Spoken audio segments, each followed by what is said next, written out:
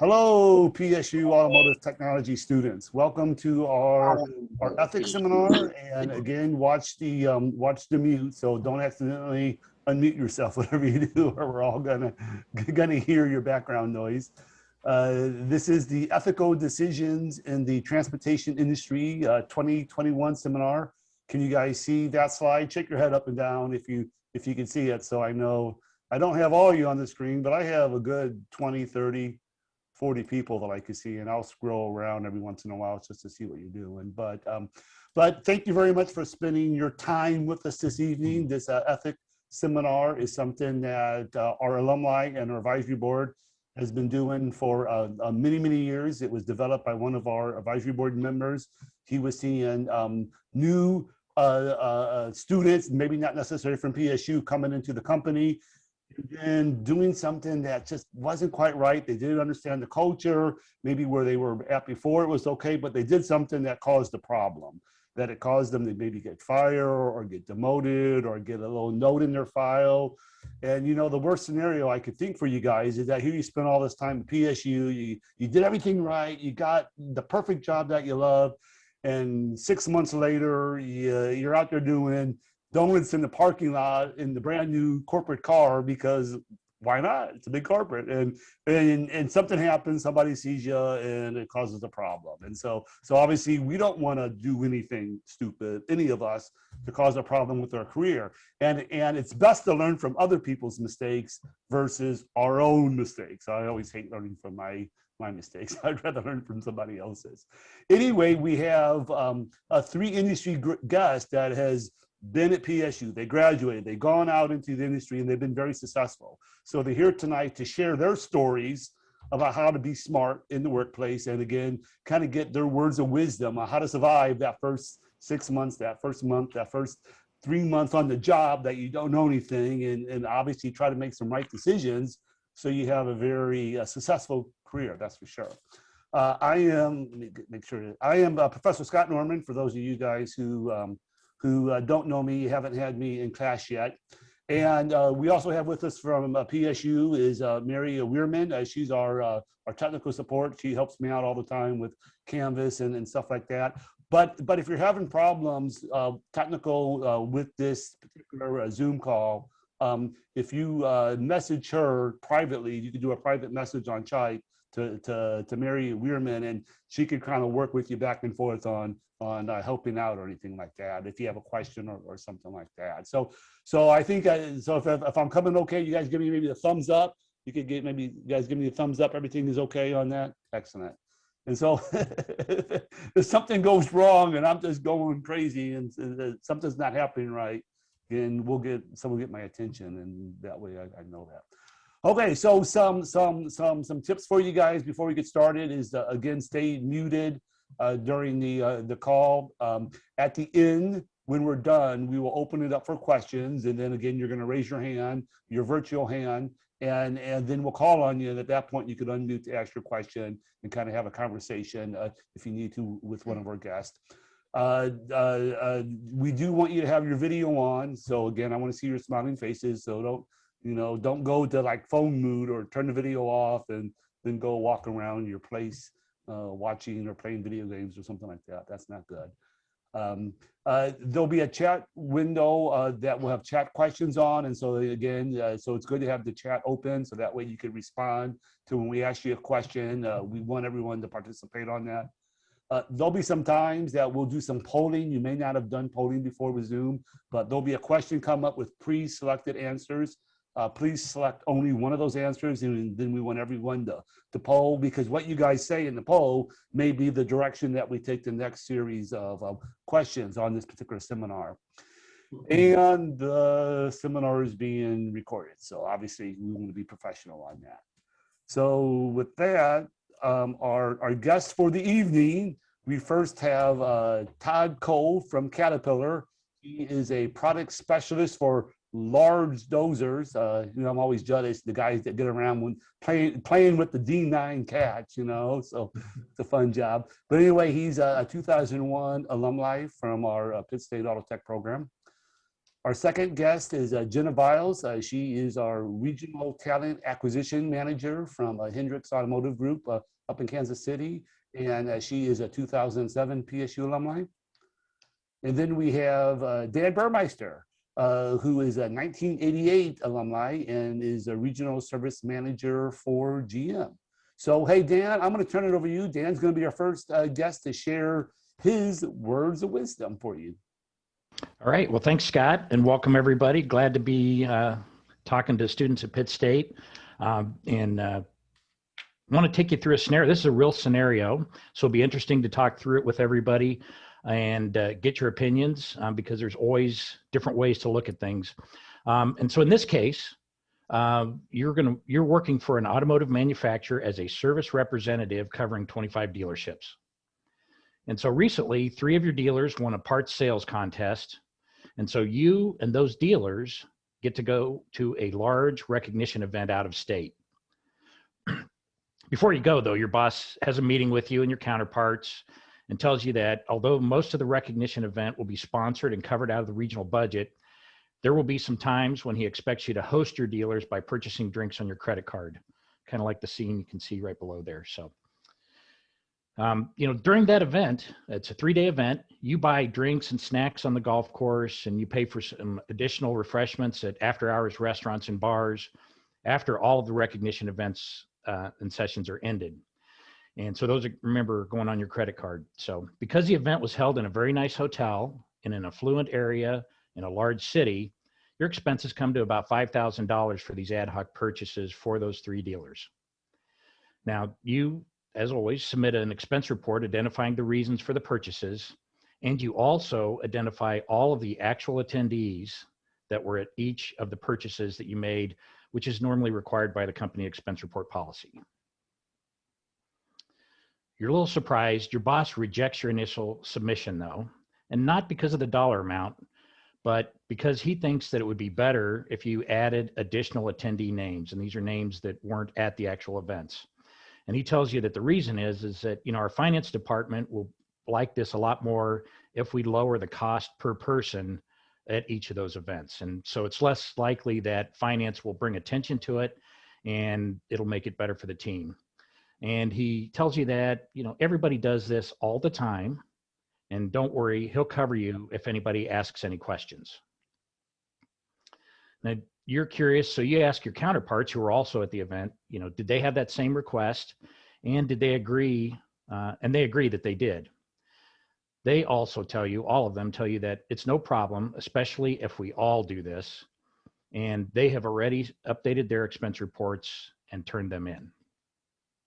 So now the first question we're going to ask, this is a polling question, and it's a yes or no. Do you follow your boss's direction? And then after this, we'll get a chance to talk about it a little bit too.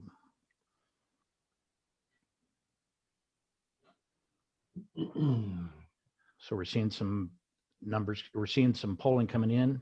A few people agree. Some people say no. Wow, they're quick there. I don't know why they're coming in there, Dan. I'm going to say I grew up in the house where your honesty is the best policy. So you should just tell the truth and not be a part of something that's maybe not so true. I would have to agree with that.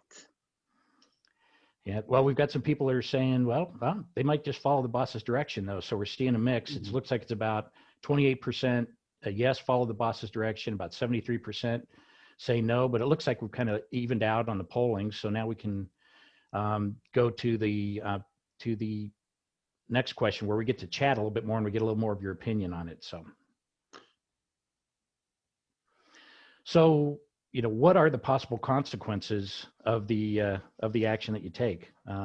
You've got to, again, not everything is easily yes or no. So what are some of the possible consequences as you go forward? Go ahead and use a chat and we'll get some opinions here. While they're chatting in there, I don't know. I mean, if you do follow the boss's instruction, I hear there's regional events in Cape Cod or Paris, France. And I mean, if you're going to be, not going with the flow, then you may not be at those events. Yeah, miss out on some events for sure. Then again, if If you don't go to your boss first, are you going to upset him in any way, or? Yeah, there's a lot of comments coming in about getting fired, job loss, reprimand from finance department. So, on the fired, is it you're fired because you were dishonest, or fired because because you didn't follow your boss's direction? So that's the good thinking that you have to go through with all these items. Lose the credit card. Mhm. Yep, a lot of good discussion here.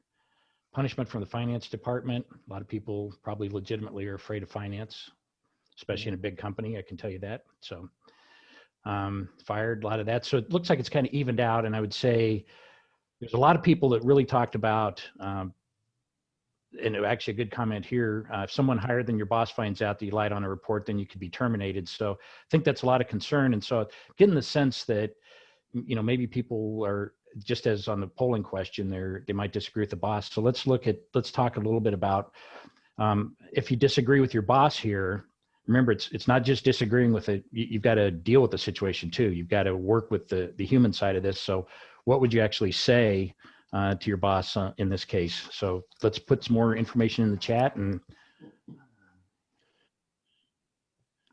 Yeah, Dan, I don't know. Everyone seems to be going right to the firing and terminated. It's you were doing great, and Mhm. now you just got voted off the island. And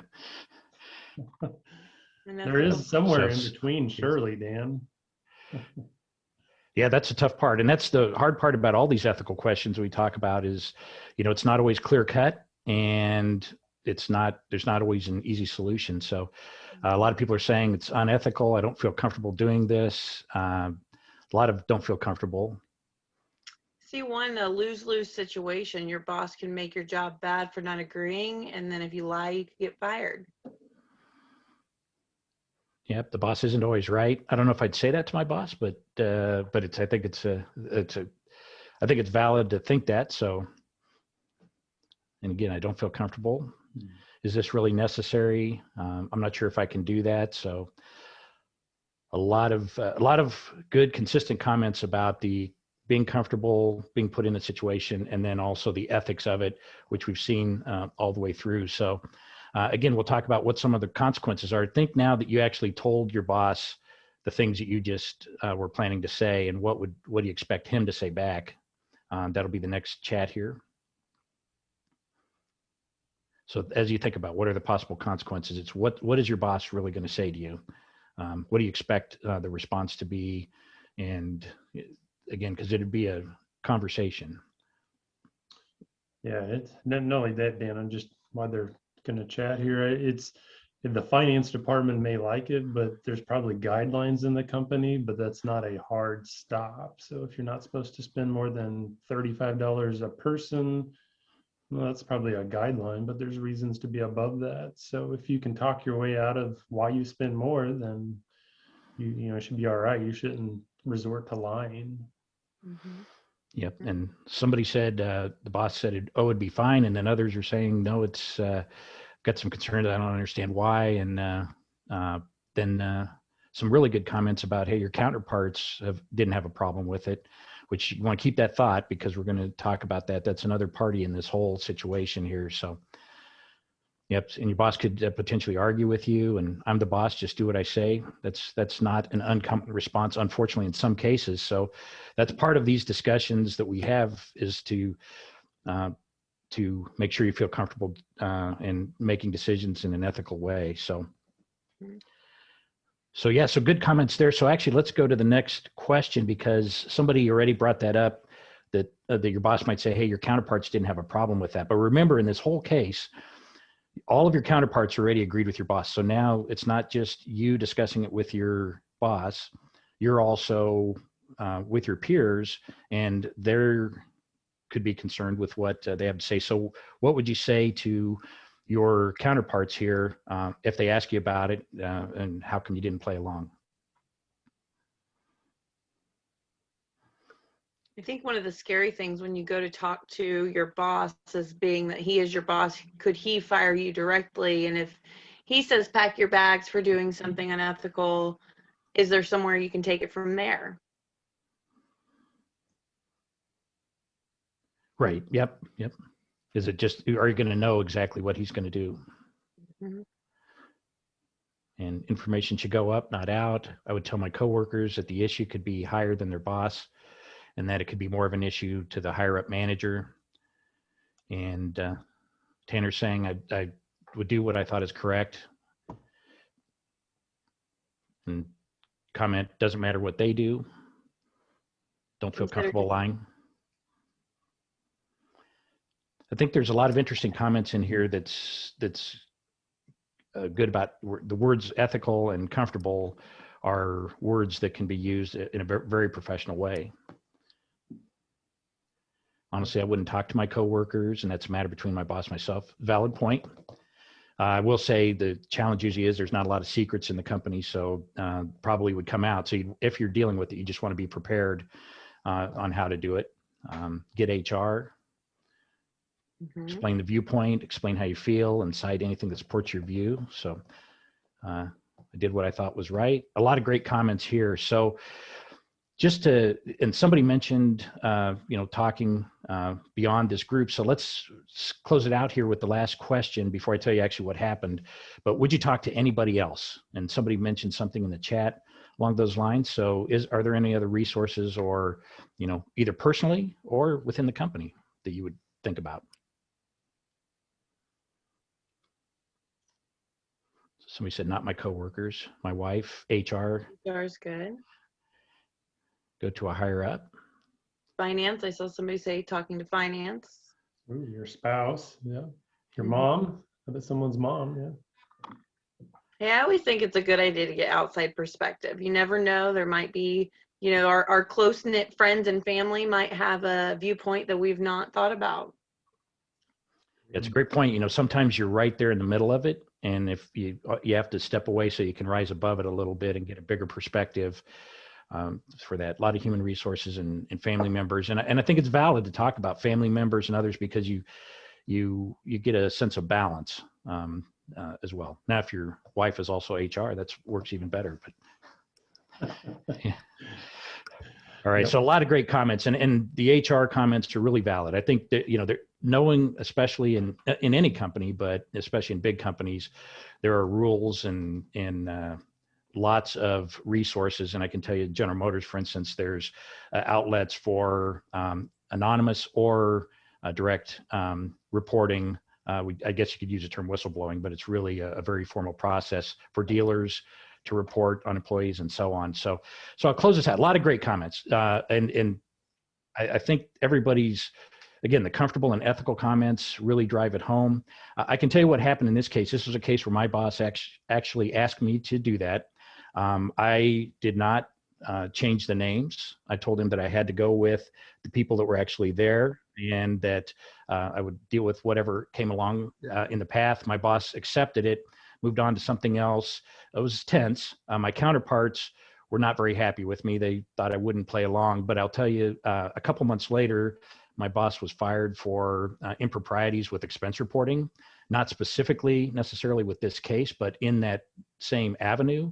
And so I can tell you the tune of my counterparts changed as well. More importantly, I didn't crow about it. I just did what I thought was right, worked through the process, dealt with a little bit of pain. And then unfortunately my boss was fired, but it does support some of the comments that a lot of people made here so far. So anyway, great comments though. Again, there's not always easy answers and there's always opportunities for discussion. But with that, I'm going to turn it over now to Jenna to go through her scenario. All right. Good evening, everyone. I love the participation so far, so keep it coming. So yeah, I have another scenario for you, more on the dealership side. So I'll jump right in, kind of give you the backstory. So you work for a Highline luxury dealership in the big city as a service technician in a high volume service shop. This is a top performing dealership. It's received countless awards from the manufacturer and the group level for their service drive performance over the years. You've just come out of your first 90 days with the company, have been released from training into your own bay. You were introduced to your service advisor team, and you are excited about the partnerships you will be building with these teammates. During your training, you shadow a master technician doing some hands-on work and learning to read and respond to service notes sent by the service advisor team. You're eager to help and learn from the best. Now it's your turn to show them what you can do as a recently certified mainline technician. Things are going great for you. You're rocking out service tickets in record time, little to no return tickets. Your managers and team have even complimented you on your work, and you're even on track to hit a bonus this month. One day, you get a service ticket for a less than year-old luxury midsize SUV. It is decked out, all the bells and whistles. If there's an add-on or customization, it is on there. You're excited to get into this car, and even more so to take it on a test drive, see what the problem is. When reading over the service ticket, it seems the car has come in due to the owner hearing rattling when the car accelerates over 45 miles an hour. You enjoy these types of tickets because you get to use your knowledge and hunt down the issue. However, you notice there are some additional service items on the ticket, and you're surprised by those. Several maintenance items that shouldn't really be due on a car this new. Raises an eyebrow, but you're just excited to get into the vehicle and find out what the mysterious noise is. You jump in, test drive the usual test drive path for the dealership, some surface roads and some highway. You don't notice the rattling noise until you hit the highway. Slow down, accelerate, testing some of your theories. You're pretty confident you know what the issue is, so you head back to the dealership. When you get back, you immediately get the car up on a lift, and bingo, you were correct. It was as simple as a skid plate under the car not being tightened up after the first service of the vehicle. And it just come loose over time. Easy fix, and it's something that was handled in less than an hour. No parts needed. However, there are still those curious, untimely maintenance items on the ticket. Several things that seem like it's going to cost the customer some unneeded expense at this time, and it's nearing the end of the year, Christmas time. Not really knowing your teams well yet and being kind of the newbie, you decide to get a second opinion from your mentor, your trainer. You've not been in a luxury highline dealership world yet, and maybe the clients tend to take care of the maintenance early. They don't seem to have an issue with the money aspect. They're driving a $90,000 vehicle with upwards of $20,000 in upgrades and customizations. You take some time to tell your mentor about the issue you found and exchange some innocent chuckles about how easy the issue was. He tells you it's really no big deal. Go ahead and do the maintenance. The advisors do tend to get a little bit annoyed when you question them, and it's the end of the month and the year. It could only help the dealership and your personal bonus. And the customer is expecting to pay for the issue anyways. So we're going to jump into some questions here. So our first one is going to be a polling question. So make sure to answer on the polls, and I'll kind of walk through each of our options. But how should we proceed? Should we proceed with the ticket as it's written, perform the maintenance, and fix the issue? Should we take your questions to the service manager? Should we find the customer in the lounge and let them know that the maintenance isn't necessary at this time? What do you guys think? Yeah, as that's going through, I know my thoughts are the customer asked for it, and it's a home run for me too. So it's a win-win from my perspective. I think I'd go ahead and do it, and I'd put the customer's picture on my desk and thank him for making my Christmas for me. That's my thoughts. Yeah, but I don't know. I would go the route of verifying that's really what they want to do. So go through my chain of leadership. So the service manager, service advisor. I think that's the right way to go, because you'd be really taking care of the customer, doing what's in their best interest, and maybe in this case, saving them some money. Absolutely. It looks like we're pretty much trending that way. We do have some proceed along, and then we have a couple that maybe want to take it to the customer. So definitely leaning towards the take it up the chain, but some different viewpoints also. So we'll go on to the next question here, and kind of along those lines, if we are going to talk to some more people, discuss your concerns before deciding if we were, a little bit leery to move forward. Who should those people be? If you want to use your chat box, kind of give me some ideas on who we should chat with and who we should take our concerns to. Well, while they're rolling in here, I just bought a new Sierra pickup truck, and there's these great chat forums. They answer everything. So I just would go out there and use what common, school of common knowledge would tell me. So. Yeah, well, Todd, if you just bring it into one of my stores, we'll make sure that we get you all the maintenance you need, and we'll make sure that it's in great shape. So, well, as long as my children can still go to college. Yeah, basically driving around with a service advisor in your truck at all times. that's right. I'm seeing a lot of shop foremen, other technicians, service manager. These are all really, really great options. And, taking it to people with a little bit more experience, getting their thoughts, great ideas. Yeah, take it to a fellow tech. I'm interested to see how that would go. Yeah. Yep.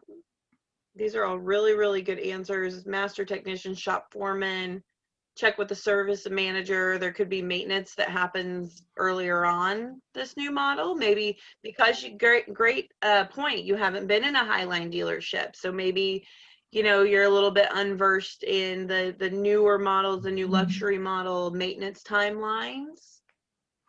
Yep. They're going to get a free car wash. So, I mean, you might as well, that's built into the cost. So. Yes, absolutely. Absolutely. Well, all great answers. Yeah, I don't know. Proceeding with the ticket could be a little risky. So I don't. That's just your thought, Todd. Everybody's entitled to my opinion. You've got that bonus on the line, and it's Christmas time. So those kids might want a new side-by-side, Power Wheels. Maybe they want to look like truck like dad. That's maybe so, but I say speed comes as you get good at what you're working at. So if you're trying to go fast day one, I think you're going to crash. Yep, absolutely. Great points, guys. Great points. So moving on to the next question, we talked about, should we talk to other people? Who should those other people be? With either decision, what could be some of the outcomes? What could be some of the consequences to either decision? So maybe let's start with chat in and let us know what could be some of the consequences to just going forward and doing it. They are expecting to be in there for something anyways, so might as well take the time and do it. Here's an interesting comment already. It depends on how much extra it costs the customer. And I'll say it's interesting because a service advisor often looks at it from their own perspective, and their car might be worth about what it weighs. So comparing it to a Highline customer's expectation is challenging. So that's the thought too, is what are we thinking from the advisor standpoint or from the customer standpoint? Yeah, there's definitely a gray area there. I remember in my days when I pulled on wrenches in Pittsburg, you could spend a lot of money saving someone $5 by machining their rotor on their brakes, and they leave the dealership or the service department all good, but then in 30 days when they have a vibrating brake pedal, they're back going, what did you do? Like, well, I saved you $5. So in that case, why don't you just put new rotors on and you're good to go, and then you don't have a concern with a comeback. So. I'm seeing a lot of unhappy customer, possibly leaving bad reviews for the dealership. If you proceed, was it already approved by the customer? That's a very good point, valid point. Could the customer have asked for this maintenance to be done early? Maybe there is no concern and they already signed off on it. They're fine with it. They're getting ready to go out of town for a while. Or maybe they're working out of state and taking their vehicle with them, want to just get it done and over with. Great point. Yeah, I think that's where the great comments about asking the questions. If they're putting their vehicle away for the winter, do they want it all done before they put it away? Absolutely.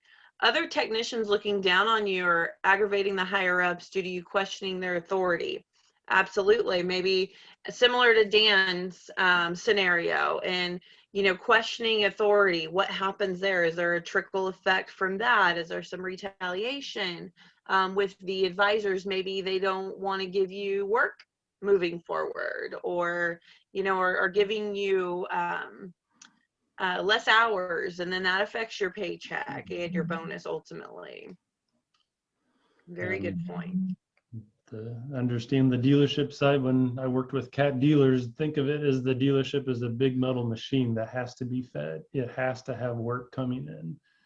So we got to be doing work, charging people to keep afloat. So there can be a feeling of a pinch of like, I'm not going to ask the customer because we need to be going and it's only $5 or $50, and not always a clear answer. So Yep, absolutely. These are all great answers, guys. Everybody's, you know, really thinking about this. Decreasing customer retention. That's great. Maybe this person goes away unsatisfied, or maybe they're talking with a friend afterwards. They go to lunch and they're like, man, I just spent, you know, $500 in maintenance and doing what I need to get my car maintained. And maybe that person, their friend, is like, whoa, you just bought this car. Why is it needing this maintenance? And then they start thinking about it and, you know, start digging in. And maybe our dealership's getting a bad reputation from here on out. So very great points. Great. Very good. So moving on, should the customer have to pay for anything today? If we don't proceed with the maintenance, should they be paying for anything at all? And then if we do the maintenance early, what should they be paying for? What do you guys think as far as what the customer should be putting down today? Depends on if they requested it. Absolutely. Initial noise concern only if they signed off on the maintenance as well. Time for diagnosis.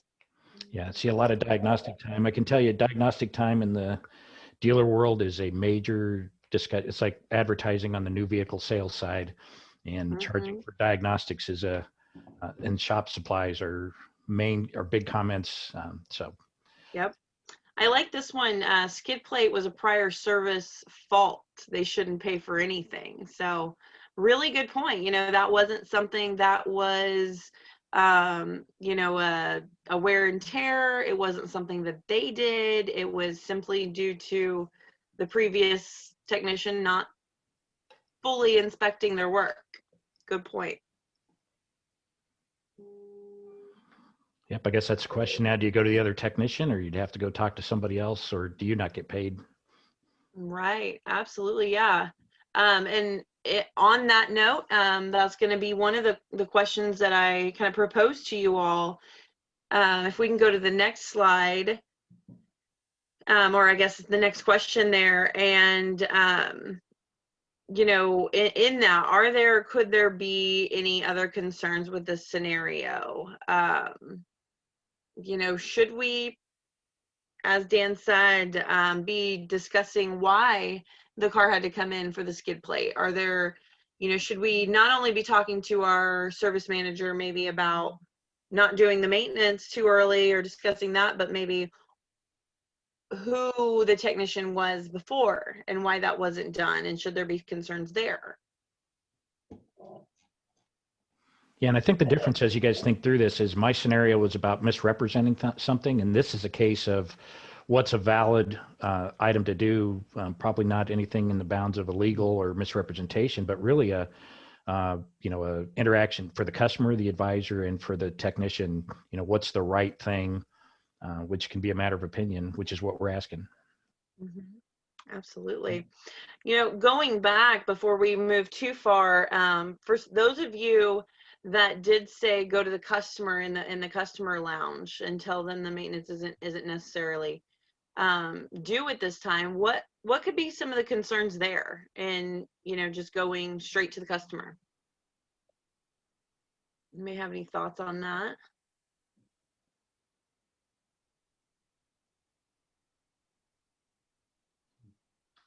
Great answers coming in, guys. You're the back end of the dealer, not the front end. Okay. Yep. Skipping the chain of command. You're bypassing chain of authority. Boss could get upset that you did not discuss it with him. Lose the customer. Miscommunication with advisor. Yep, even Scott Norman was on the board with what if you were that first technician? So. Yep. Well, and two, if we go straight to the customer, are we then undermining the dealership and kind of taking it off the grid and having a back end conversation with the customer, and then maybe the customer is feeling uncomfortable, like you're a new technician coming to them, they've been working with this advisor for their past 4 or 5 vehicles, and now they're like, why is this technician coming and talking to me in the lounge? And maybe they become a little bit uncomfortable by that. Yep. Looks like you don't know what you're doing. Absolutely. Great. All great answers, guys. You guys are really thinking this through. Could look unprofessional. Absolutely. Great. Techs never talk to the customer, period.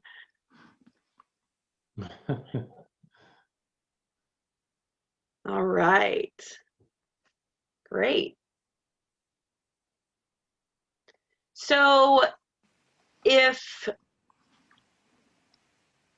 when thinking through all of this, guys, I want you to really like put yourself in the situation, think through it with all the scenarios, all the consequences, all the options that we have here, because it really is not black and white. It's really not an end all be all, like Dan said, not necessarily a legal versus non-legal thing, but what's our ultimate goal? What's the desired end result in any situation in our dealership? Yep, somebody said keep the customer happy and don't tick off the boss. If you have the roadmap for that, I'd really love to see it, but that's a great idea. Absolutely. Happy customers always. Do what you think is ethical and best represents the company to make the better relationship with the customer. Great point. Keeping the customer happy. Looks like a lot of comments just trying to find balance, right? Yes. Yep. Absolutely. And that balance can be hard when you are having pushback on one side or the other, and, being new and not really, being super versed in the dealership yet. But yeah, you guys are really trending towards, what is important. What's the priority? The customer, making them happy, because ultimately they're the ones that pay the bills. We want to keep them happy. We want them to come back. We want them to always bring their car to us to have service. We want them to buy new cars from us. So absolutely, always keep the customer happy. And yes, you do want to, build those relationships within the dealership and keep those relationships intact. So kind of knowing what to do from here. And, it's very well could happen early on in your career. And we learn by doing, right? So this happens once. The next time you see something like this, you're going to kind of know based on the results of last time. If you went straight to your manager, did it make your advisor upset? Did your advisor ask that, hey man, I wish you would have just come to me first, we could have worked it out? So you learn by doing. And you will all learn that through your careers. But great answers, great participation. So if there's any questions left on any of this, feel free. We'll ask those at the end, but keep those questions or write them down. Be happy to answer those. So I will now turn it over to Todd and his scenario. All right. Thank you, Jenna. So take a chance to go through an example here that I'm pretty familiar with. All right, so we'll get going here. So emotional drilling. So we have an example, a manufacturer of surface rock drills, as in a machine that drills holes in rocks to then drop dynamite down in it and blast it apart. anyways, it has some issues that's had some customers not happy at all with the performance and downtime, specifically related to some engine issues. In fact, there's been so much frustration that the factory service rep has been called out to take some heat from the dealer and then visit the customer, in which he received the equal amount of heat from the owner of the drill. Afterwards, the rep consolidated what he learned and requested help from the product group to help address the concerns. Okay. Fast forward here a few weeks. So this rep is at a annual staff meeting that's in person. 10 people, two of his leaders, two levels above him. And in this case, the product manager that is responsible for the drill line is invited to the call, to the meeting, and speak to the group of reps on the state of the entire drill business and take some questions. Okay, easy enough. So he does that. And then the Q&A, question and answer session comes about, and the service rep asked specifically about the incident that had happened weeks ago. He documented that information, sent it on to the product group. So he's going to take this chance to ask for some detail. So while the response of the product manager was professional in this case and offered some info the rep did not know about, it certainly wasn't all encompassing and did not get down to the specifics that the rep sorely needed to work with that dealer and that customer to resolve it. Okay, so remember, he's got a lot of details and he's ready to go help this customer out. And so the response he got from the product manager left him frustrated, to say the least, and a couple specific questions he thought he would reference. So he asked the questions, and the product manager said he's aware of the specific issues, but it would take time to work through them for a sufficient response. Okay, so he's asked the question kind of twice. So then what? So we've got our poll question that's going to come up here. And we've got about 3 questions that we can kick around here. There it is. There, it's popped up. So can briefly restate the question, add that time's important, like we really need an answer. Hey, in fact, why don't you just ask for a meeting later that day? Or you could look to the audience and the peers and ask, hey, have you had a similar issue with drills and timely responses? Maybe try to take that advantage of that annual staff meeting to really get a forum going in the room on the urgency of addressing issues. Or the last one there is, in a loud, agitated voice and using colorful language, communicate to the product manager that his response is awful and wonders why he should even spend time supporting the drills when the product group isn't helping. So 3 somewhat significantly different responses there, and nobody's choosing the third one. I guess I didn't make it juicy enough, or I think the agitated scared him off. But I think this guy's ready for a promotion. He's speaking his truth. He's ready to go. He's leading the way and blazing a new path. So I'm not sure that that's so bad, but apparently the rest of the group's not quite buying off on that. Could be getting a point across real quick. Yeah. What open, fearless communication. We are really split down the middle with the top 2, that's for sure. Yeah, literally. Holy smokes, you guys are evenly split. Do they pick get their peers on board, kind of have a union meeting, or do you ask for clarification? Yeah. I feel like he's really trying to get an answer here. He's asked the question multiple times, and is he going to ask it again? See if anybody steps in, or? Okay, so get on my screen here. So I think I think the way to go is 1 or 2 or a combination of them. They're pretty well split there. So yeah, I think 1 or 2 is the way to go.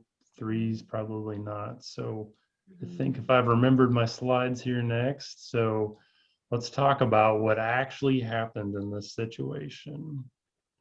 So guess what? the rep was so frustrated in a loud, agitated voice, verbatim, he says, "So what are you doing to resolve the issues on this," use your own adjective, "product that I'm getting phone calls on, wanting an update?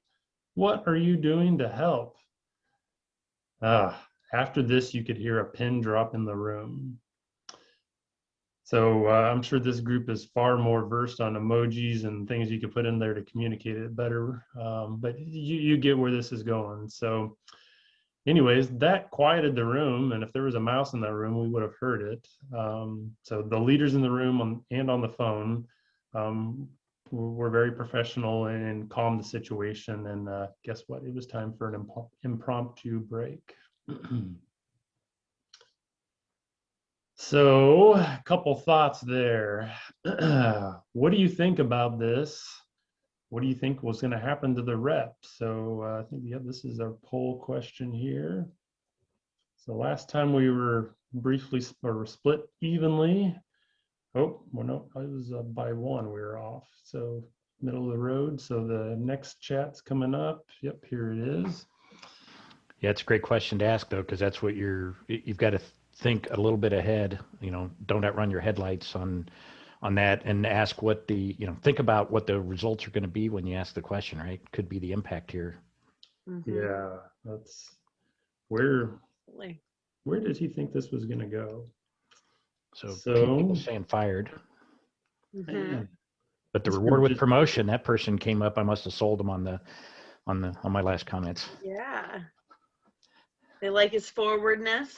Yeah, be bold. Not scared to make an impact. A note in his personnel file.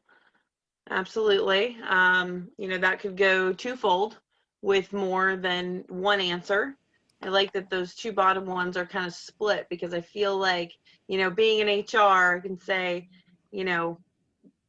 there's more than one way to approach it, and sometimes there's multiple ways, and putting a note in the personnel file as well as taking some time to discuss with that person.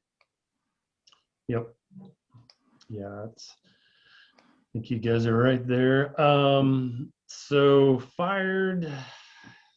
We'll come back to that. I think this group's ready to jump off the deep end here, because it's not like he did anything that violated someone's civil rights. Didn't make him very happy.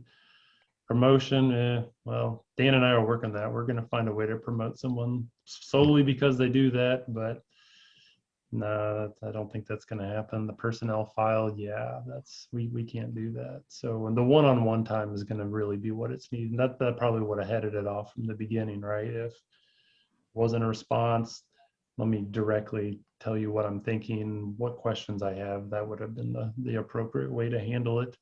But now that's happening after he's done blown up and did some things that he probably wish he had not have. Mm-hmm. Absolutely. I think, the one-on-one time is really important. There could be, some coaching that needs to be done, but also just kind of sitting down with that person. They could have some personal things going on. They could have something in there. Maybe this is very unusual and out of character for this individual, and it kind of threw everybody off, on top of the colorful language, and was just kind of the talk of the town that day. Yep. Okay, we're going to keep kicking this one around. I think if we go to the next slide, so this one I'm going to be watching the chat on now. So what was this, a case of poor judgment or poor intent? So go ahead and throw it in the chat there, and we'll be watching for some feedback on that. So poor judgment. Does something ever slip out of a person's mouth that, oh gosh, I wish I could have reeled that in? Poor intent. Planning on to rob a bank. Yeah, that's pretty well banked that thought out well ahead. So yep, I'm seeing poor judgment. None of this, well, maybe a little of both, poor intent and poor judgment.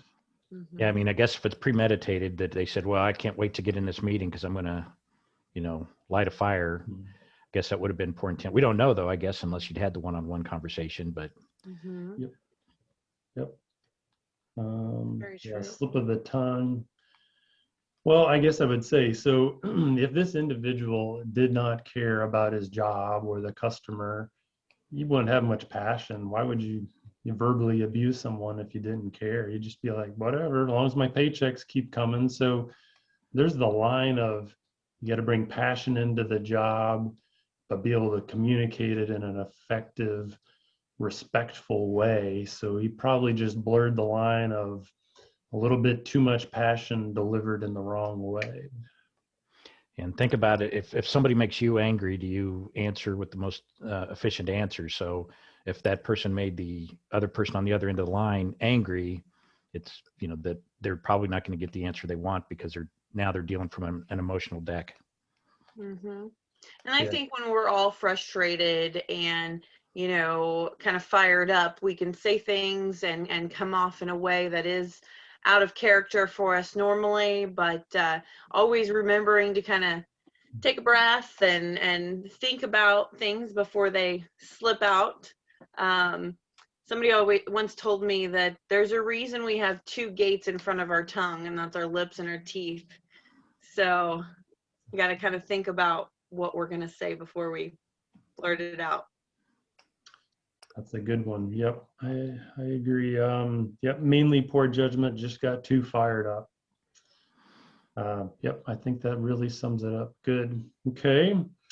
And yeah, go ahead here. So this is an important one. So imagine if some of you just joined the company and you're in a staff meeting in your first year even, and you see this. So what do you think about the peers and other people in that meeting that maybe had no idea what was brewing or even knew this individual that well? What would you think about that situation?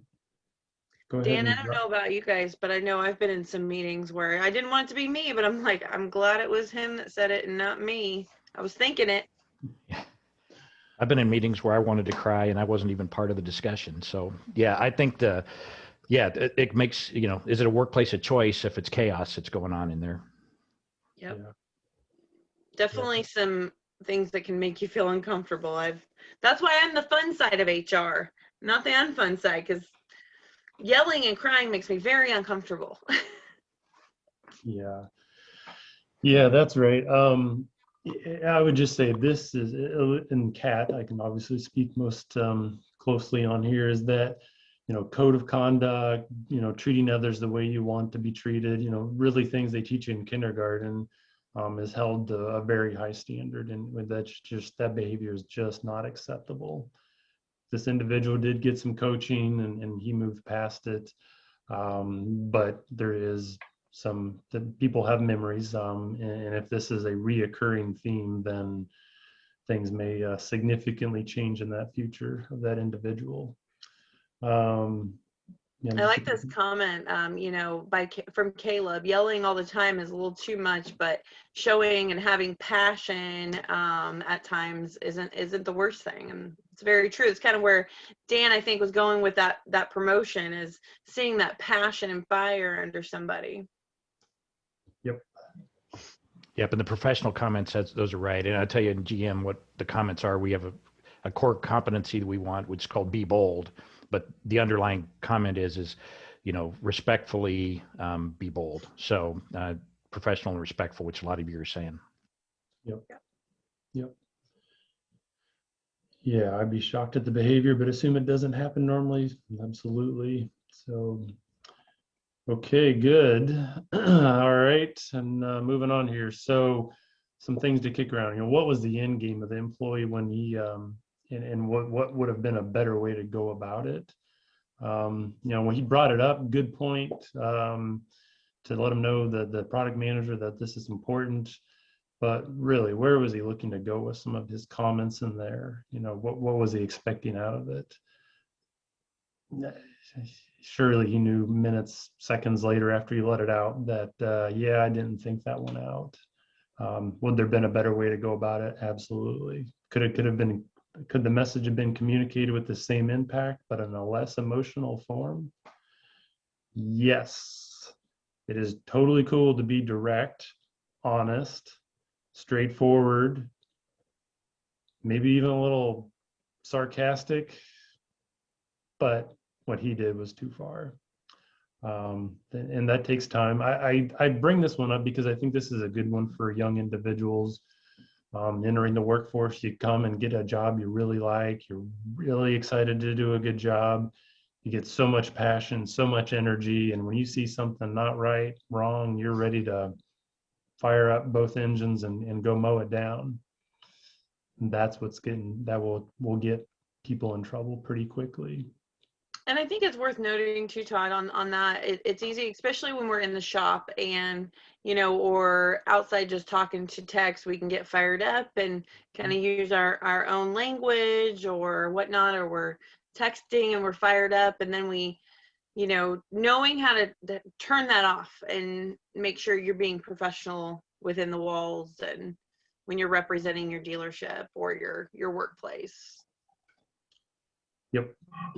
Yeah, I see. He's not treating fellow employees well, no matter the rank. Absolutely.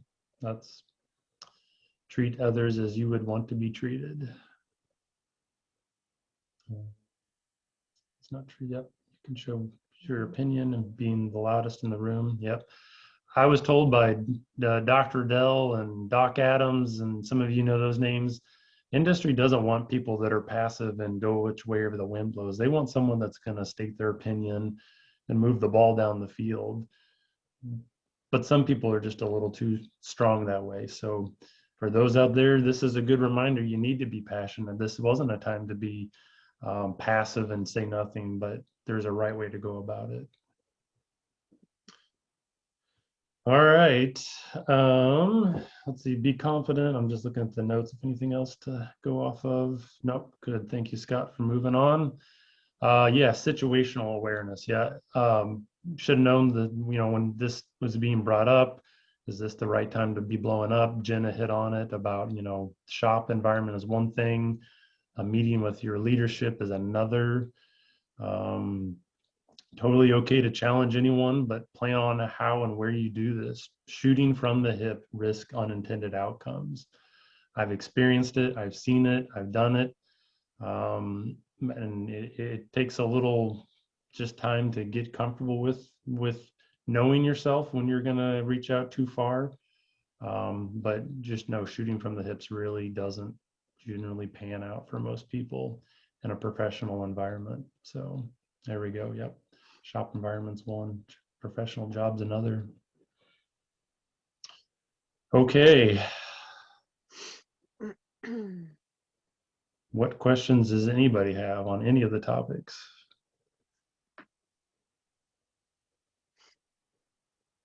I can see 5 faces other than our team here. Yeah. Hey guys, remember to raise your hands, your virtual hands. So if you go down and do reactions, there's a raise your hand, and as you raise your hand, we can see those. And Mary, if you happen to see any hands raised, we know that somebody has a question on that.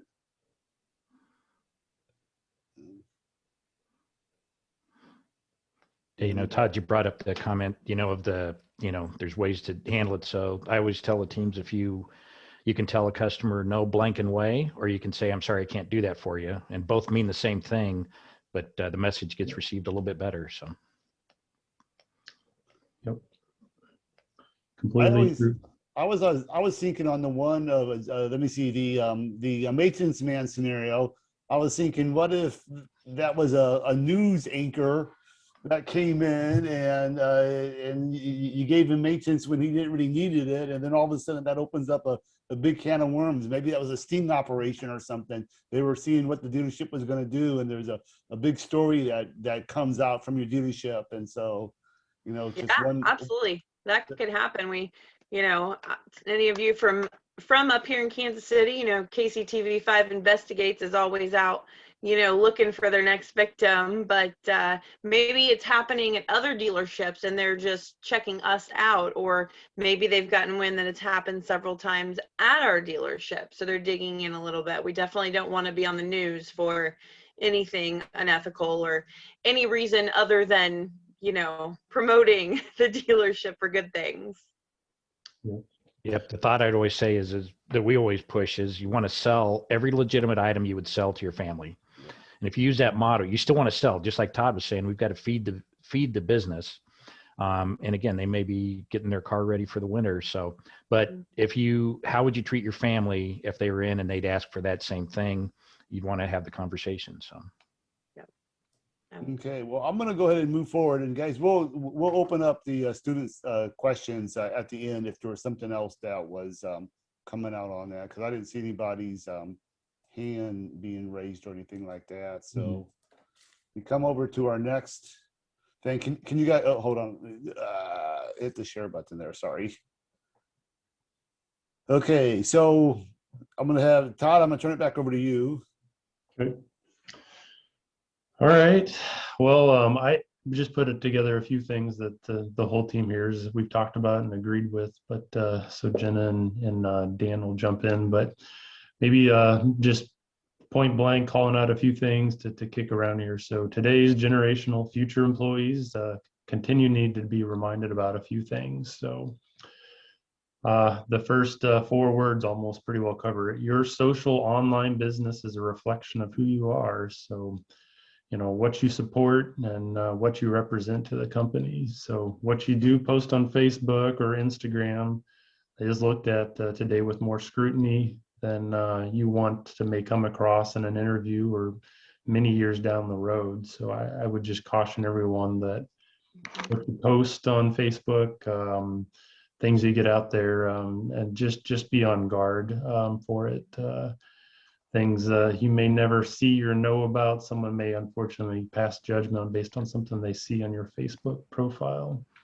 Absolutely. I will say, as somebody that does hiring and is constantly combing through candidates, if I have questions, I'm might ask off the record, or I might come across something on Facebook or LinkedIn or Twitter or whatnot, and ultimately, even though you can't make a hiring decision based on something like that, it's going to put a bad taste in a hiring manager's mouth. And you might have something on your, I encourage all of you that are getting close to that point and looking for internships or jobs to really comb through and clean it up. You don't know, as long as you've had it, what something might be on there from 10 years ago that pops as a memory and on the wrong day. Yeah, well, I tell you, it's not just in the hiring too. When customers can find you easily, and if there are those outlying customers that take us to legal task, and if they find anything personal about you, unfortunately, it can be a challenge for you, embarrassing or otherwise. So that's the thing to consider and if a Google search can find it, that's a concern. Absolutely.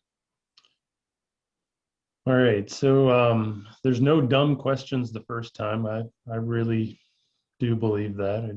However, there are dumb actions that will get you fired or severely reprimanded. And the second chances really are judged by how dumb your actions were and the severity of how well it impacted others. The example I gave is a good one to that. If that situation played out 3 times a year, that individual is going to need to find another place of employment. That's just not acceptable. So. Yep. And I always say, you're right. There are no dumb questions, but I deal with this with my hiring managers. Actually, I said it tonight at dinner. I said, I was directing and saying, I get these dumb questions, and somebody said, well, are there dumb questions? And there are not dumb questions the first time or even the second time, but when they're asked as questions that you definitely know the answers to or should know the answers by now,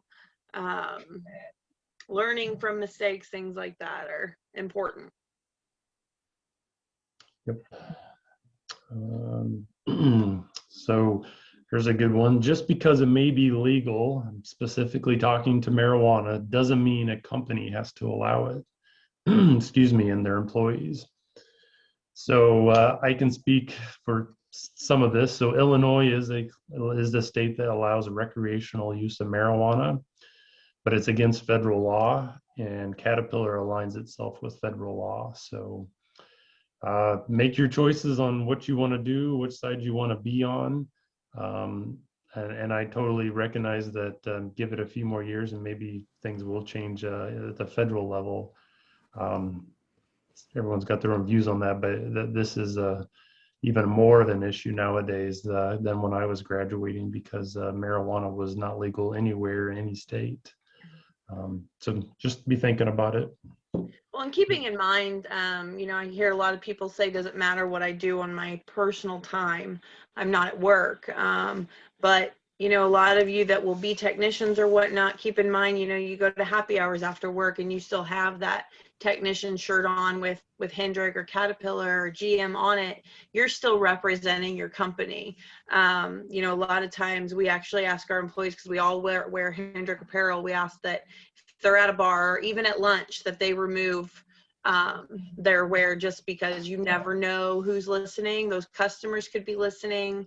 And we've had reports of, we've actually had people call into our dealerships because they saw somebody in a Hendrick shirt driving erratically down the highway and called us about that. So keeping in mind what you're doing outside of work and going back to your social medias, oftentimes we have where we work on there. So keeping in mind that if you have that on there, you are representing that company at all times. Yep, and I would say it goes to the point, in General Motors, our field teams drive company vehicles, and it's legal to drink alcohol, but it's not legal to be over the limit in a company vehicle. It's not legal to drink in the company vehicle. It's not legal to have a firearm when you're doing GM business, even if it follows the state laws of being locked up and unloaded. It extends to being able to drive company vehicles, and so you lose your car, or you can sometimes be terminated for that. So Absolutely. All right, and then this one kind of in the realm of Dan talked about, but traveling expenses, basically if you wouldn't pay for it out of your own pocket, question whether it's appropriate for your employer to pay for it. Don't go cheap, don't overspend, still have to justify it. Guess what? I've had some last minute travel expenses, booking airline tickets or hotels that are far more expensive, but it was what the business needed. So as long as your gut says, nope, this is the right thing to do, I've never had to look over my shoulder.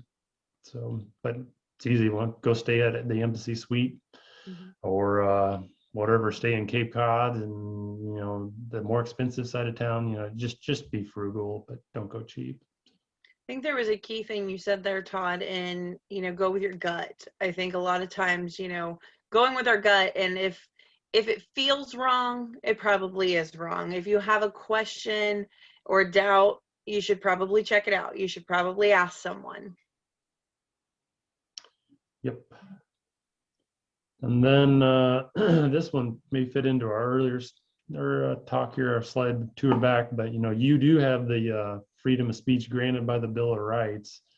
But keep in mind, you have a paycheck at the pleasure of the company you work for, and they don't always overlap. So sure, if there's any political science majors or attorneys on the line, that we could have a good chat about what exactly that means and where the line's at. But I think you can get the drift of where that's going. So.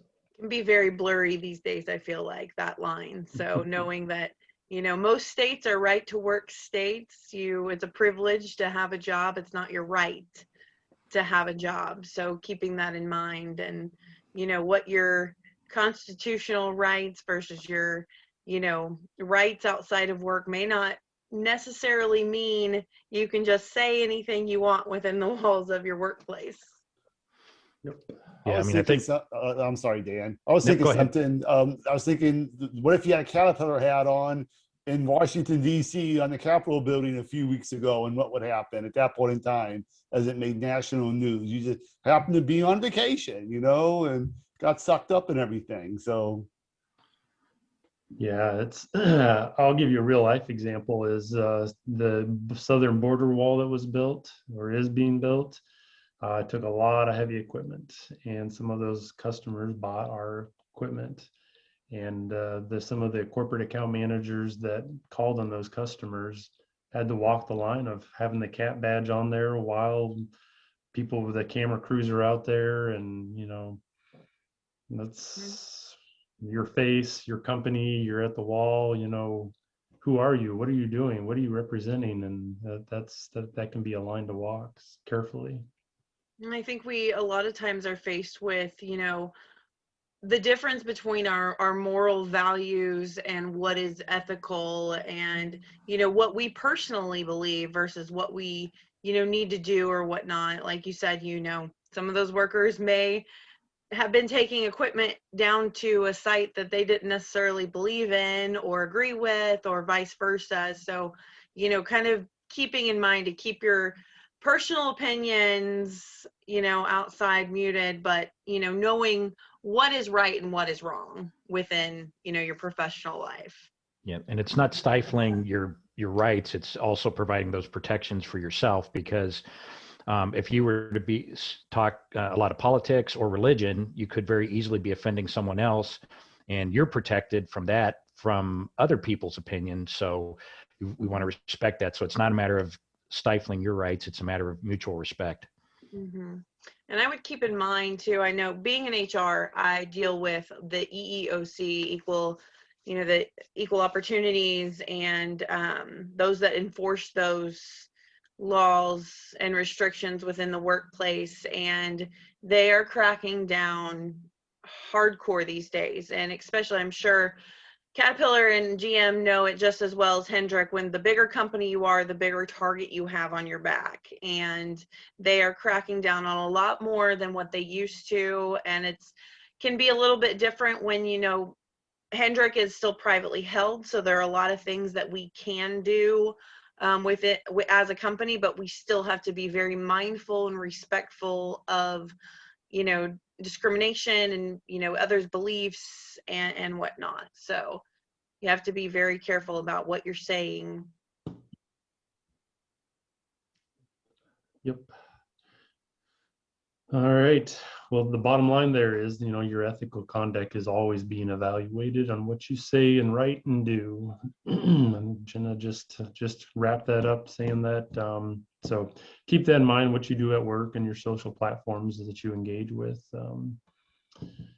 There's no hiding. Now everybody has cell phone cameras and recorders, and that didn't exist, unfortunately. Well, maybe fortunately, when I was a student there. So. Thinking the same thing. Thank goodness smartphones were not around.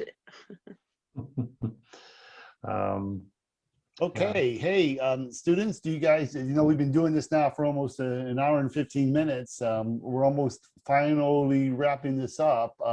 Again, we got GM and Caterpillar and Hendricks here, so this is an opportunity for you guys to ask, you know, something related to the topic, something related to products, something related to whatever, you know, if you wanted to, you know, pick their brain real quick on this. Anyone have any questions at all?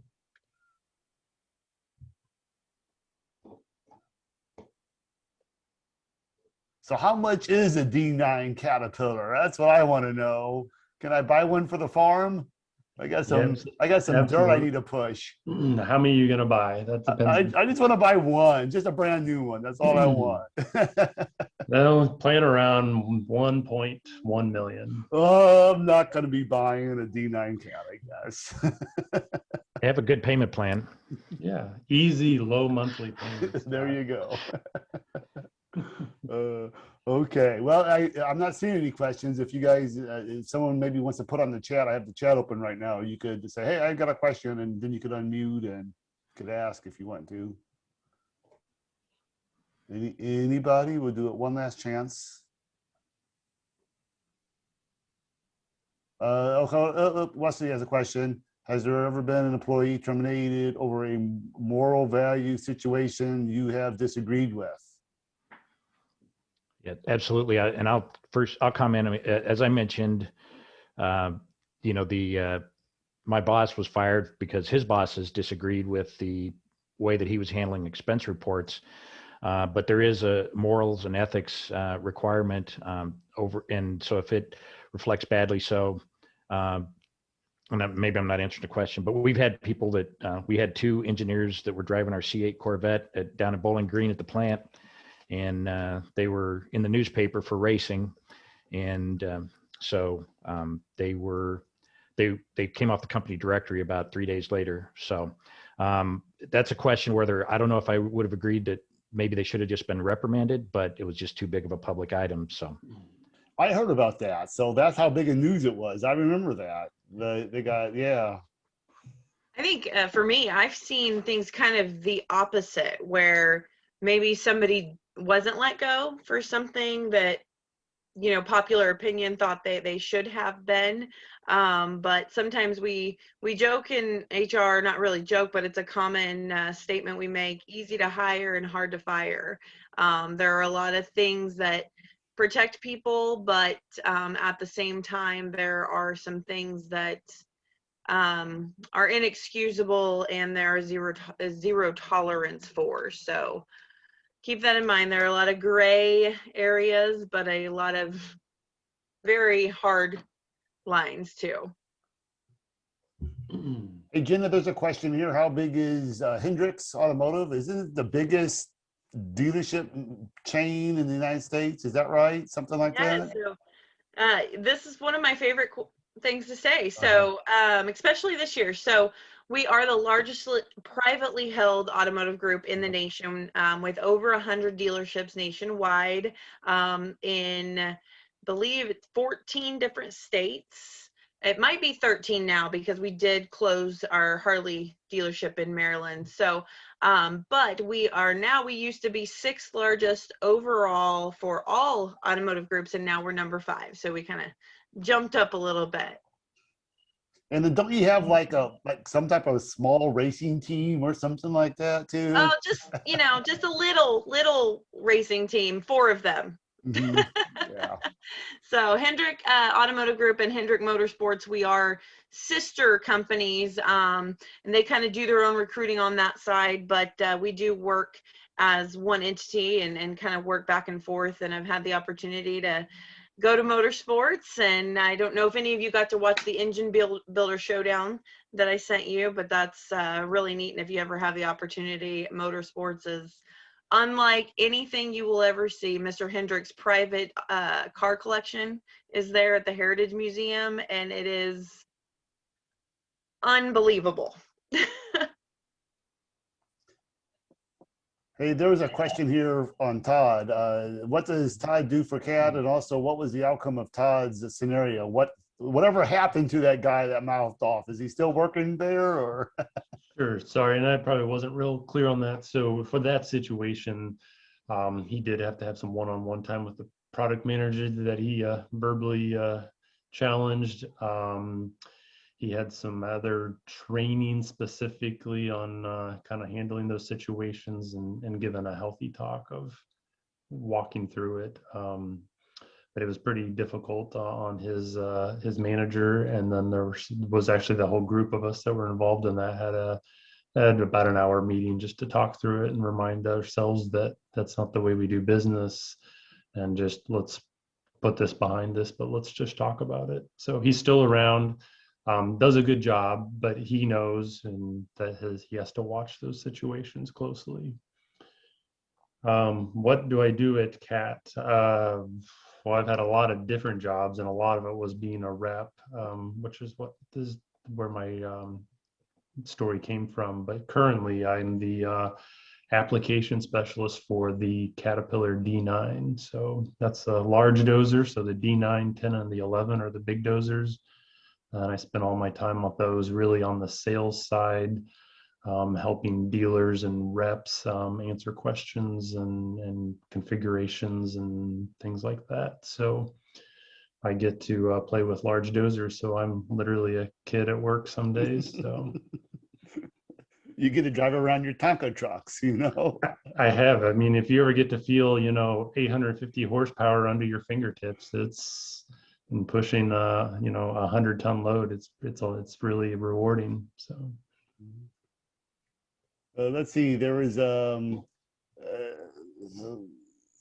what's the most important quality to look for when deciding if you will hire? So that's, I guess, a really good question. What's your, I'm sure there's lots of attributes. You can maybe name a few of them. You guys want to talk about those? Jenna, do you have? Yeah, I mean, I think, the winning with integrity. So the whole point of this conversation is a requirement. You know, it's a non-negotiable item, is having integrity and being able to actually show it. We'll ask that question, but we are looking for people who are enterprising and ready to take on challenges, and they think outside the box. So those are hard to quantify all the time, but again, we want somebody who is ready to become a leader, has good interpersonal skills, has integrity, and then we can train to the tasks. Yeah, I always say, you know, especially for those of you interns coming straight or graduates coming into, you know, the early part of your career, that experience is going to be hard to come by. But as far as qualities is, you know, I personally really look for passion. I'm sure several of you that have heard me talk, I get a lot of, you know, our ASE certification is important, where Hendrik, we don't require them, but what that's going to show me is that you are serious about this industry. You're dedicated, you have passion. And a lot of times that's going to come right across the table, as I'm going to know if this is something you want to do forever, and, or at least for a good part of your career. And I get a lot of hiring managers that past my interview will say, you know, I just really liked them, but I just don't feel like this is what they want to do, or if they're going to stick around. So, you know, that's tough when that passion doesn't come across the table. So keep that in mind. Todd, have you got any input for you on that question? Yeah, they're Jenna and Dan both really covered it all. We do these STAR interviews: situation, task, action, response, and those interviews, the person's character comes through of what experiences have you had, how you hold yourself in the interview, being natural and acting calm, and just having a discussion. You'll be surprised how many things just bubble up well enough for me to see whether there's going to be a good fit. Now, there's marketing job, engineering jobs, there's all sorts of jobs at CAT, and those have specifics, but what Dan and Jenna were getting at there was what I would say as well. Okay. Dan, there's some questions for you. What is a regional service manager? What do you do at GM? Yeah.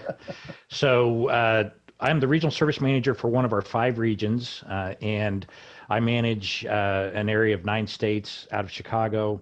And I have one part of my team. I have a regional warranty manager that manages field warranty specialists that help train and audit dealers on process, and if there is a rare case where we have some issues with the warranty. I have another team that I work with that is our field service engineers that help the dealers on the repair side when it gets above our technical assistance center. I have another team that calls on about a quarter of our dealers in the region that they're district managers that are done remotely. So they're a district manager, but they're calling on small dealers. And then the other team I have a team of service consultants, about 25 people that we go into dealerships and help work on process. On the business side, we can talk pay plans, we can talk productivity, we can talk throughput, and we can work on the technology for getting things through the service lane, which is actually my favorite part of business. Okay, guys, it's almost an hour and a half, and so I promised a lot of students this would only go into an hour and a half. I try to keep on time, and so Dan, any last minute thoughts for you as far as sharing words of wisdoms for our students? Yeah, no, as I mentioned, winning with integrity is a non-negotiable thing. So, and as Todd mentioned, we have to see it come through. So just keep that in mind, and you'll always find your way. I did graduate quite a few years ago, but if you guys have questions for today, there's my email address about this seminar. If you're interested in job opportunities, it's actually pretty straightforward with us. You can go to gm.com and then you select careers, search, and apply. And I saw that in some of the chat. There were questions about the Corvette line and so on. And yes, you could get into the Corvette manufacturing if you're interested in any plant, but there's opportunities in sales and marketing. I've been in sales and marketing most of my career. We have our quality team that makes sure our vehicles are fit to sell. Engineering, there's engineering with the design, but there's also service engineering that finds solutions for vehicles that are on the road. obviously production in our plants. And then there are specific applications you can make for recent graduates, as well as students for internships. So go there to start. But again, if you have any questions about today, feel free to email me. Hey, someone asked, how is the push for electric affecting your company business? Well, if you look at that GM logo, Yeah. there's a good example of it affecting company business. Yeah, it's been great for us from a marketing perspective. And the biggest challenge we have is directionally, we'll still be replacing brakes. Obviously, we'll have batteries on the service side. The service side is the biggest question of how that's going to look when we get down the road, because we won't be dealing with powertrain as we know it today, although we'll still have brake, steering, and all of those items. So it is fun to go through some innovation here. And let's see, Jenna, do you have any words of wisdom for the group? Absolutely. So, just to kind of recap, I mean, keeping in mind, making good decisions, preparing yourself for the workplace. I will say Pitt State does an amazing job at preparing you all. Of all the colleges in universities that I go to, Pitt State is always top for me, because you all are very well prepared, very well mannered, polite, professional, dressed well, always ready to go. So take advantage of those opportunities and things that Pitt State offers. And again, if you have any questions that we didn't get to tonight, feel free to email me. My email is on this slide that you see here. And I mentioned that Hendrick had a record year, and we are absolutely hiring, always seeking, auto tech grads and interns. Last year, we planned to do a really formal internship program, and the pandemic kind of put a damper in that. However, these are kind of the opportunities that I'm looking for with pathways. So you can screenshot that or jot it down. Technicians, service assistants, delivery specialists, and sales advisors with the pathways there. If you're interested in opportunities, feel free to reach out to me directly via email. You can shoot me your resume. Hopefully I can do an info session soon with all of you that aren't familiar with me yet. But you can go to hendrickcareers.com as well and look at all the opportunities.